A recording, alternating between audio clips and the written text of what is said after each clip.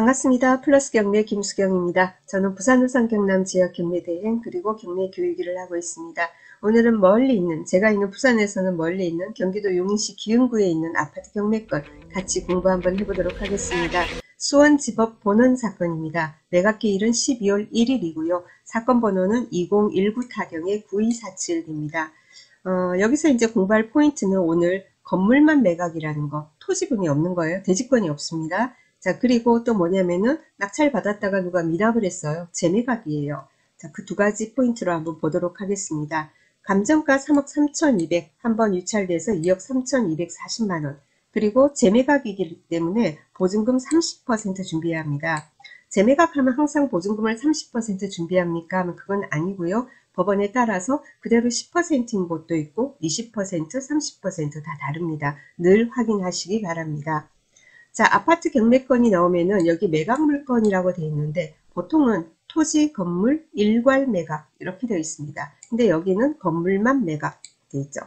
여러분 아파트 같은 있지 않습니까? 이런 집합 건물 등기부를 이렇게 클릭을 해서 열어보면 어떻게 되어 있어요? 자, 처음에 표제부에 어쩌고 저쩌고 이 건물은 어느 주소지 나오고 뭐 지하 몇 층부터 지상 몇 층까지이고 뭐 각 층별로 면적도 나와 있고 그런 내용이 쭉 나오고 그리고는 나중에 대지권에 대해서 나옵니다. 대지권 몇 분의 몇 뭐 이런 식으로 그죠? 그래서 이제 면적 그죠? 이 해당 아파트가 소유하는 그죠? 해당되는 대지권이 몇 평이다 이런 게 나오죠. 여기 보면은 대지권 여기는 대지권 없음이에요. 보통은 여기에다가 몇 제곱미터, 몇 평의 대지권이 있다라는 내용이 있는데 없답니다. 그러면 이 대지권이 없는 경우에는 그럼 우리는 어떻게 해야 하느냐? 그럼 대지권을 우리가 매수를 할 방법이 있느냐라는 거죠.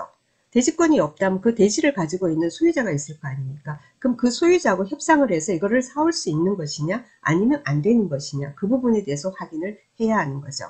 그죠?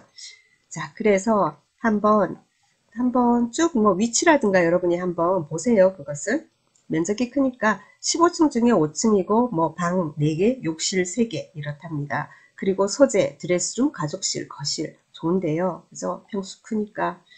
자, 그래서 여기 보면은 이제 낙찰을 그죠? 3억 4,101만 원에 누군가가 받았었다. 근데 대금 미납했다. 그리고는 참고사항에서 여기도 기재가 돼 있죠. 대지권이 없는 구분 건물만의 매각으로 대지권을 수반하지 않은 상태의 구분 건물만을 평가했으며 추후 대지 사용권에 대한 별도의 부담이 발생할 수 있다. 당연히 발생하겠죠. 그죠? 보통 이제 아파트 같은 경우에 일반적으로 아주 구축이 아닌 경우에는 건물이 한 70%, 대지가 30%이 정도로 보통 이제 돼 있어요. 나중에 이제 아파트가 굉장히 노후되면은 그 비율이 이제 역전될 수가 있는 거죠. 일단은 그렇습니다. 그럼 이 아파트는 그러면 언제 지어졌느냐? 2010년 1월입니다. 지금 이제 10년 됐고요. 7개동에 345세대 되어 있습니다. 자, 그리고요. 그러면은 일단은 등기부부터 일단 우리가 보도록 하겠습니다.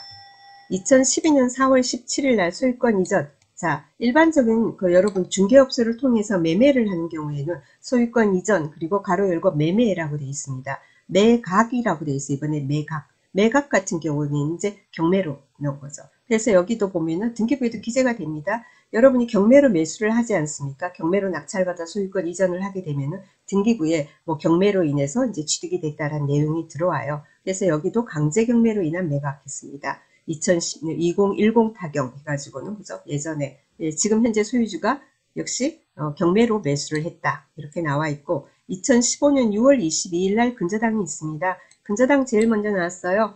그래서 여기가 말소 기준 등기됩니다. 2015년 6월 22일에 근저당이 말소 기준 등기. 이 날짜보다 앞서는 소유자 아닌 누군가가 있는가 우리가 그걸 살펴야 되고요. 조금 이따 볼게요. 그리고 중요한 게 뭐냐면은 2015년 11월 3일 가처분이 들어옵니다. 가처분이 들어옵니다. 내용이 뭐냐면은 소유권 방해 배제에 의한 기한 철거 청구권. 아이고, 굉장히 무서운 거다, 그죠? 자, 가처분 같은 경우에 선순위 가처분, 뭐 가등기 이런 것은 당연히 매수인이 인수해야 하는 겁니다. 그런데 후순위 가처분 같은 경우에는 통상 저기를 인수하지 않죠. 소멸 대상이에요. 자, 그런데 후순위 가처분 중에서도 여기처럼 철거 청구권이라든지 토지 인도라든가, 그죠? 그리고는 진정 명의 회복, 그런 어떤 그 세 가지 같은 경우에는 자칫 잘못하면 낙찰받고 나서 어떻게 해요? 뭐 소유권을 잃게 될 수도 있는 그런 이제 우리가 인수해야 하는 그런 내용인 것입니다. 그래서 여기는 분명히 말소기준 등기 2015년 6월 22일보다 5개월 정도 늦은 그죠? 후순위 가처분이긴 하나 그 가처분의 내용이 철거 청구권이기 때문에 이것은 낙찰자가 인수해야 한다라고 되어 있습니다. 문제다 그죠? 낙찰 받았는데 지금 대지권이 없잖아요. 대지권 없지 않습니까? 건물만 낙찰 받았는데 철거하겠다. 이렇게 되면 어떻게 되겠어요? 그죠? 안 되잖아요. 그죠? 자, 그런데 그 내용에 대해서 그러면은 대지권을 그러면 인수할 수 있는 방법, 이 가처분을 그러면 어떻게 풀어야 하느냐라는 건데 우리 늘 하는 말 매각물건 명세서 열심히 봅시다 라는 말을 합니다. 그죠? 자, 여기 보면은 뭐가 나오냐면은 여기 들어가서 매각물건 명세서를 여러분 열어보시면은 비고란이 지금 나와 있습니다. 비고란이 어떻게 해요? 본건은 대지권이 없는 구분 건물만의 매각으로 대지권을 수반하지 않은 상태의 구분 건물만, 근데 건물만 평가에 있으며 추후 대지 사용권에 대한 별도의 부담이 발생할 수 있다. 별도의 부담이 발생하더라도 그죠? 대지권을 사올 수 있으면 되는 거죠. 매수가 가능하다면. 그래서 온전한 물건으로 만들 수 있다면 되지 않겠습니까? 그럼 그 온전한 물건을 만들기 위해서 대지권을 사오는 금액이 그러면은 얼마가 되느냐? 그 부분을 확인을 해야 되겠죠. 그래서 2020년 5월 22일자로 그 아까 등기부에 보니까 후순위 가처분이 있었죠. 가처분, 그죠? 건물 철거 부분. 가처분권자가 현대개발산업이에요. 현대개발산업 주식회사가 제출한 의견서에 따르면 5월 22일 날 가처분권자가 의견서를 제출을 한 겁니다. 뭐라고요? 가처분권자는 본건 구분 건물에 대한 토지의 소유자이며 추후 매수인에게, 매수인이란 것은 경락받는 사람, 낙찰받는 사람을 말하는 거죠. 낙찰자에게 구분 건물에 대한 토지 지분, 토지 지분이 어떻게 되냐면은 이렇게 지분 나와 있어요. 이렇게 그 토지 지분을 적정한 가격으로 매수하여 대지권 등기를 격려할 것을, 그러니까 적정한 가격으로 낙찰받은 사람이 우리에게서 사가라 이거죠. 매수해가지고 대지권 등기를 하라고 요청 및 권고할 예정이며 그에 따라 원만히 협의가 이루어질 경우에 가처분을 취하 및 해제할 예정이라고 한다. 그럼 답이 나와 있잖아요. 그죠? 그러면은 이런 사건 같은 경우 여러분이 어떻게 해야 되겠어요?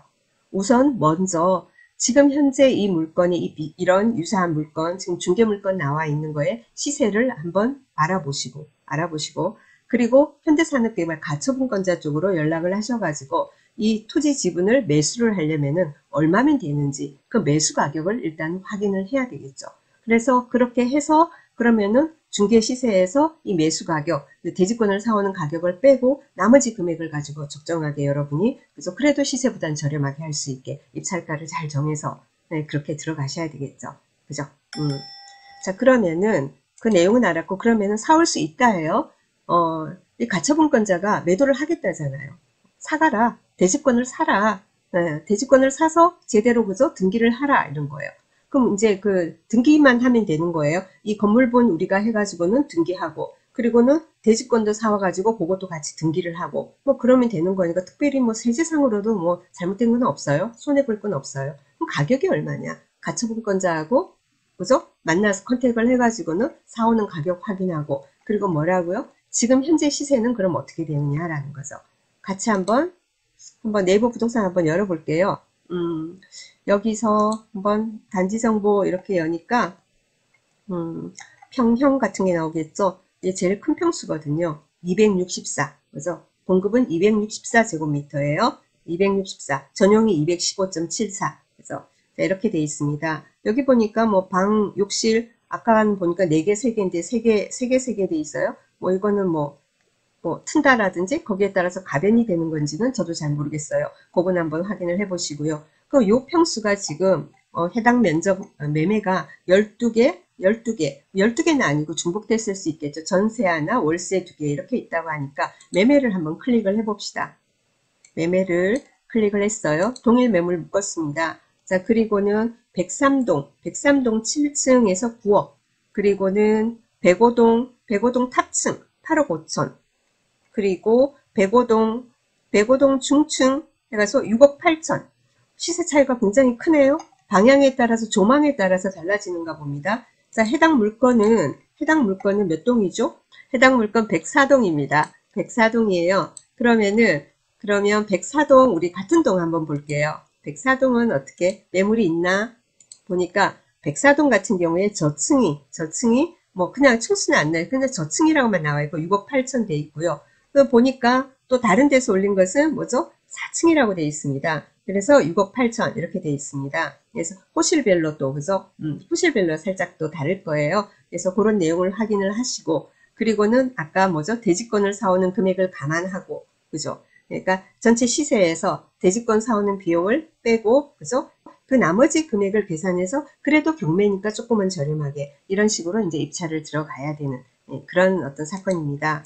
그래서 아마 처음에 감정가 3억 3,200 해가지고 할 때 입찰 받으신 분은 그 내용에 대해서 인지를 하지 못하고 그냥 이렇게 경매 초보 되시는 분이 받지 않았나 라는 생각이 듭니다.